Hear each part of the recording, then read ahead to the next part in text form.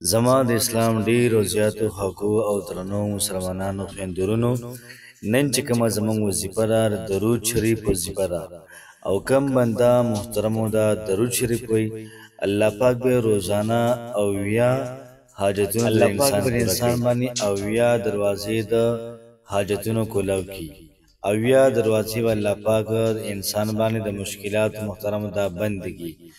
دومره پاورفل وظیفه ده، دومره پاورفل چې ستا ته اویا دروازې دا د رحمتونو کولاو شولې، تا ته اویا دروازې د حاجتونو کولاو شولې. محترم نور د الله پاک نه څه غواړي؟ داسې وظیفه ده محترمو، تاسو د زړه نه یې پیرو کوئ، تاسو دا وظیفه راونیسئ، د زړه نه وکئ، په داسې ترتیب باندې وکئ لکه څنګه چې تږې اوبه غواړي، څنګه چې وږې روټۍ غواړي، څنګه چې یو سړی داسې وي چې بغیر د کپړوي او د کپړې غواړي، او څنګه په زارۍ سره ګیایي، او څنګه په زارۍ سره اوبه غواړي، او څنګه په زارۍ سره کپړې غواړي. نو دغه رنګې یو سړي ته د یو څیز ضرورت وي او په هغه لیول باندې محترمه هغه څیز غواړي، نو بیا ورته الله پاک دغه څیز په ښه بهترین او اعلی طریقې سره ورکوي. نو زموږ استازو کو چېرته حاجتونه وي، که چېرته مشکلات وي، که چېرته پریشانۍ وي، که چېرته د محبت خبره وي، دغه رنګې چېرته د رشتې خبره وي، یا دغه رنګې د رزق او د کاروبار مسلې وي، د نوکرۍ مسله وي، نو هم دا درود شریف د ژوند معمول ساز کوي، روزانه وایي. روزانه چې کوم ځای کې هم ته یې، که ته په ټیک کې، که ته په کور کې، که ته ملاست یې، که ته ناست یې، که ته ګرځې، که ته جومات کې، که ته په آفس کې، که ته په دفتر کې، دا درود شریف محترمو دا ویلی شي. استاد چارنده وي یا نه وي، دا درود شریف دا ویلی شي، ځکه چې درود شریف نه د چا لاس نیسي، نه د چا ژبه نیسي چې ته مه کوه او چې ما ووایه نو بل کار به نه کوې. نه محترمو، هر وخت کې درود شریف دا شروع کوي، د ژوند معمول ساز کوي، انشاءالله العزیز اویا دروازې د حاجتونو درته کولاو شي، اویا دروازې د رحمتونو به درته کولاو شي، اویا دروازې د ګناهونو دا به باندې بند شي، د مشکلاتو به بند شي، پریشانو به بند شي. بسم الله الرحمن الرحیم. شروع کوم د ډیر زیات بخونکي او د ډیر زیات مهربان رب په نوم باندې. زه ګواهي ورکوم د دې خبرې چې د الله پاک نه علاوه د عبادت لایقه بل څوک نشته، او نبی کریم صلی الله علیه و آله وسلم د الله پاک بنده او د الله پاک رسول دی. محترم مسلمانانو، دعا وکئ چې څومره کسان داسې دي هغه بیماران دي، الله پاک تمام بیمارانو ته شفای کامله عاجله مستمره ورکړي. څونه کسان قرضدار دي، الله پاک د دې وظیفې په خاطر باندې، الله پاک د دواړو جهانو سردار په خاطر باندې، څومره چې اولیاء کرام تیر شوي د هغوی په خاطر باندې، د عمر ډېر معزز علماء کرام د هغوی په خاطر باندې الله پاک د هغوی دا قرضې دا ختم کړي. الله پاک دې د هر چا حاجتونه پوره کړي، الله پاک دې د هر چا تمام مشکلات دا ختم کړي.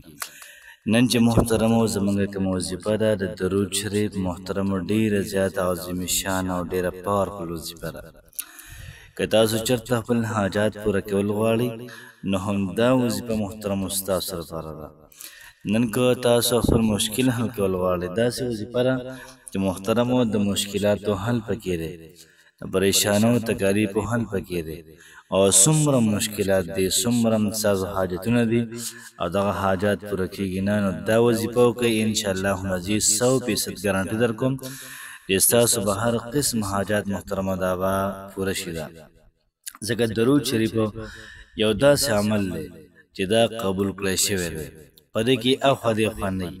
بس څنګه دا درود شریف ویلې، روزانه یې 1000 پیرې وایه، درود شریف دې ویلې، او د هغې نه بعد ستا کومه دعا ده هغه دې وکړله، بیا دې درود ویلې، انشاءالله العزیز دا به لازما قبلیږي. او فرمایي چې کوم سړی روزانه 1000 پیرې وایي، د انسان کو 1000 حاجتونه وي، دا به الله پاک محترم دا به قبلوي.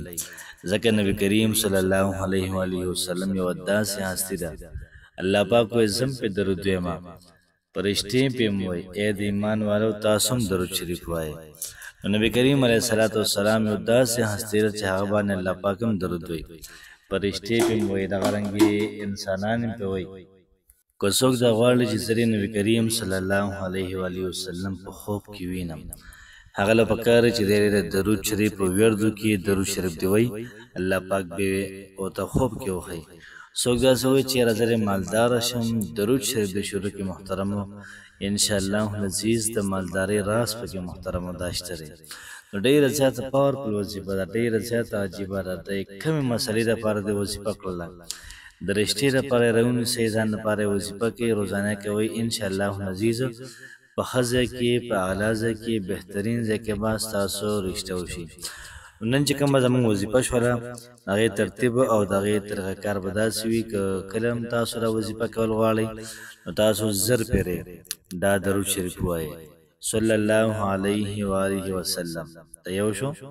یا صلی الله علی محمد، صلی الله علی محمد، صلی الله علی محمد، صلی الله علی محمد. اجه څومره تاسو ډېر وایئ، څومره ډېر وایئ، څومره ډېر وایئ، انشاءالله العزیز الله پاک به ستاسو هر قسم حاجت پوره کوي. الله پاک به ستاسو هر قسمه مشکل دا به ختموي. الله پاک به هر قسمه پریشانی دا محترم ستاسو لر کوي. بس دا وظیفه د ژوند معمول ساده کوي او انشاءالله العزیز تماشه کوي. الله پاک به ستاسو حامی او ناصر وي. الله پاک به ستاسو په هر مقام باندې مدد کوي. الله پاک مو خوشحاله آباد ساته. السلام علیکم ورحمت الله وبرکاته.